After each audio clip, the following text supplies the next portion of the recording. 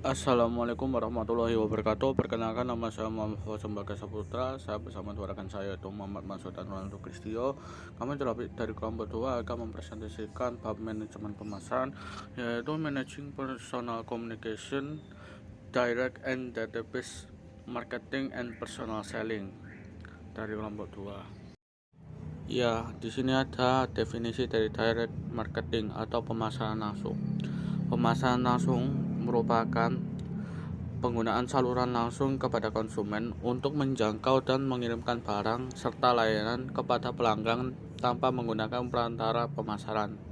Pemasar langsung dapat menggunakan sejumlah saluran untuk menjangkau prospek individu dan pelanggan melalui surat langsung, katalog pemasaran, atau melalui TV, situs web, dan perangkat seluler.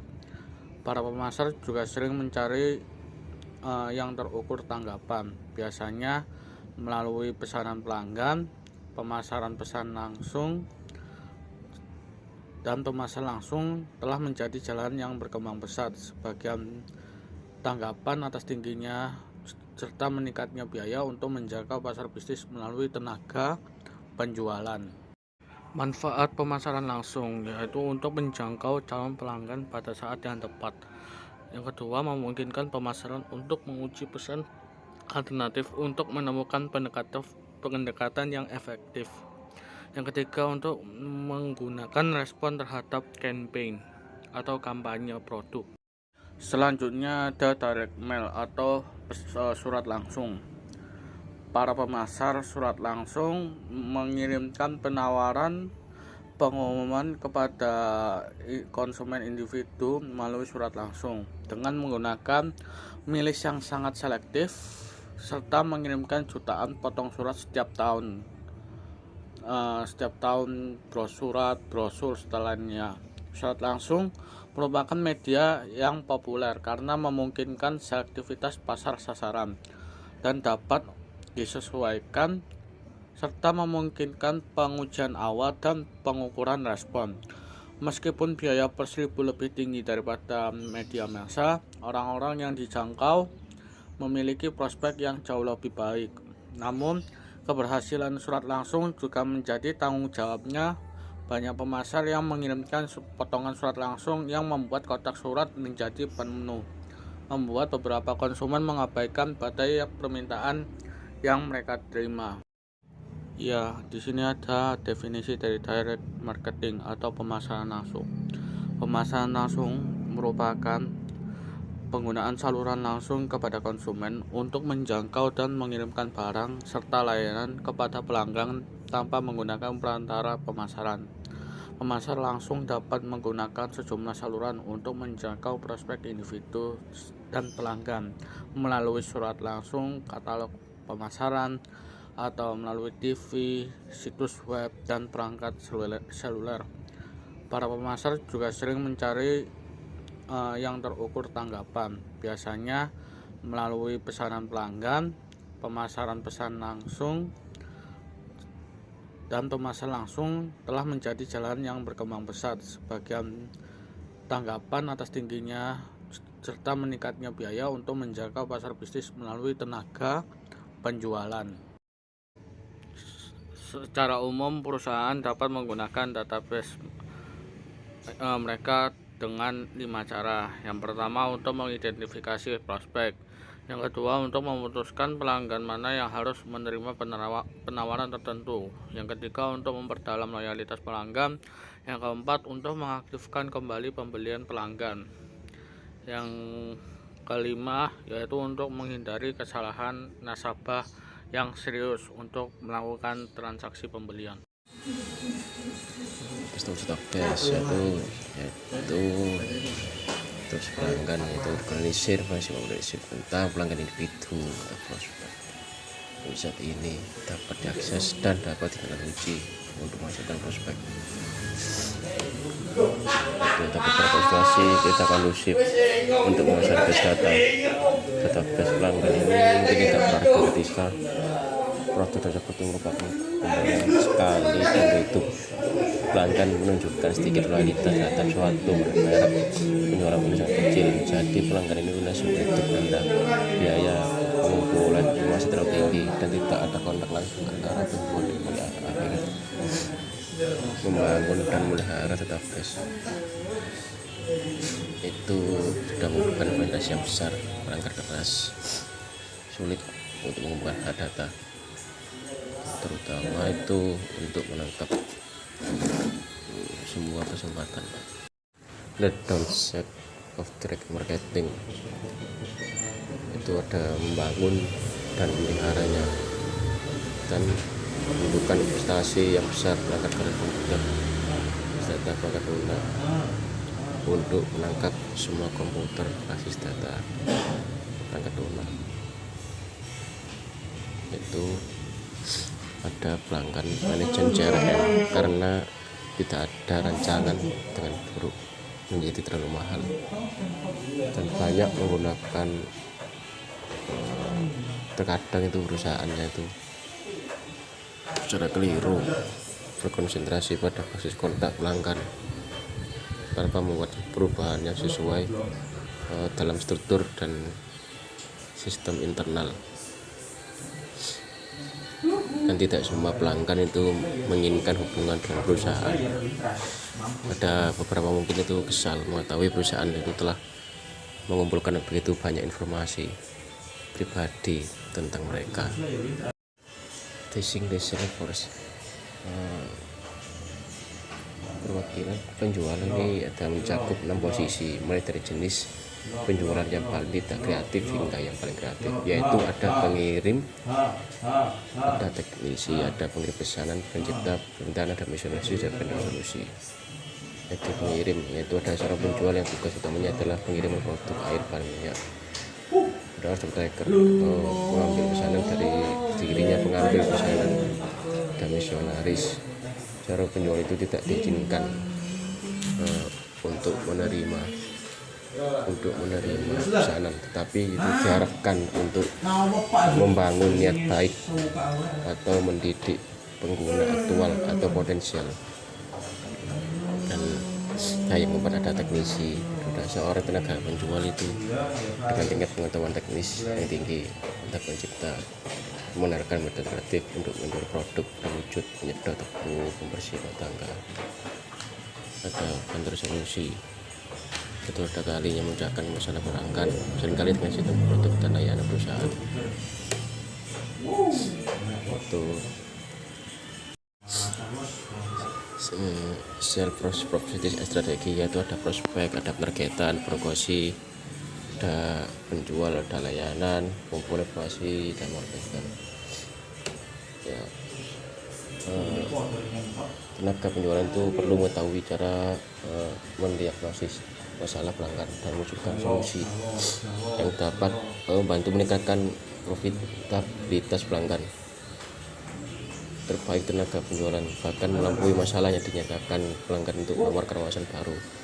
Itu ada prospek, mencari prospek. Itu ada penerbitan, menuliskan bagaimana mengalokasikan waktu itu mereka di antara prospek dan pelanggannya. Ada komunikasi, itu ada mengkomunikasikan informasi tentang produk dan layanan perusahaan. Ada menjual, mendekati, merealisasikan, menjawab pertanyaan, mengatasi keberatan dan untuk penjualan. Yang ada layanan, yaitu memberikan layanan kepada pelanggan, konsultasi tentang masalahnya.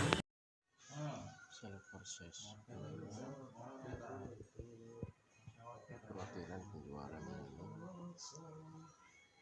itu untuk memudahkan pendekatan bekerja, yaitu salah satu agen perusahaan yang paling produktif dan mahal, meningkatkan jumlah mereka, meningkatkan penjualan dan biaya. Setelah perusahaan menetapkan jumlah pelanggan yang ingin dijangkau, perusahaan dapat menggunakan pendekatan beban kerja untuk menetapkan ukuran tenaga penjualan. Itu ada mengelompokkan pelanggan ke dalam kelas ukuran menurut volume jualan tahunan. Ada menetapkan panggilan yang diinginkan, ada kalikan jumlah akun setiap kelas, ukuran dan frekuensi panggilan yang sesuai, menentukan rata-rata panggilan yang dapat dilakukan buat biaya. yang adalah total panggilan tahun yang diperlukan. Perekrut dan unit perwakilan. Nah, ini dari staf tenaga penjualan. Sukses adalah perwakilan yang dipilih dengan tepat, yaitu satu survei mengatakan bahwa 25% itu tenaga penjualan teratas, yaitu studi itu tidak selalu menunjukkan hubungan yang kuat antara kinerja penjualan di satu sisi dan variabel latar belakang dan pengalaman, status saat ini, gaya hidup, sikap, kepribadian, dan keterampilan di sisi lain. Parameter yang lebih efektif itu untuk kinerja tinggi dalam penjualan adalah tes gabungan dan pusat penilaian yang mensimulasikan lingkungan kerja dan nilai pelamar dalam lingkungan yang serupa dengan lingkungan di mana mereka itu akan berhasil. Norma untuk prospek panggilan. Perusahaan itu sering menentukan berapa banyak waktu itu yang harus dihabiskan perwakilan untuk mencari calon pembeli akun baru. Beberapa perusahaan itu mengandalkan tenaga penjualan misionaris untuk membuat minat baru dan membuka akun baru, yaitu untuk menentukan apakah yang kita lakukan itu sudah dan menerjemahkannya. Imbalan intrinsik, evaluating sales objective, itu rencana kompensasi itu bahkan mungkin perlu bervariasi tergantung pada jenis tenaga penjualan dan lambang bintang mendapat manfaat dari ada plafon atau atas komisi pencapaian yang berlebihan karena melebihi kuota dan struktur hadiah yang memungkinkan banyak pemenang. Pelaku ini mendapat manfaat dari target multi tingkat yang berfungsi sebagai satu loncatan, yaitu ada manajemen kota, yaitu penjualan kemudian itu menerapkan kuota untuk wilayah dan wilayah yang biasanya menambahkan hingga lebih dari perkiraan penjualan untuk mendorong manajer dan tenaga penjualan untuk melakukan yang terbaik, bahkan jika mereka gagal memenuhi kuota mereka.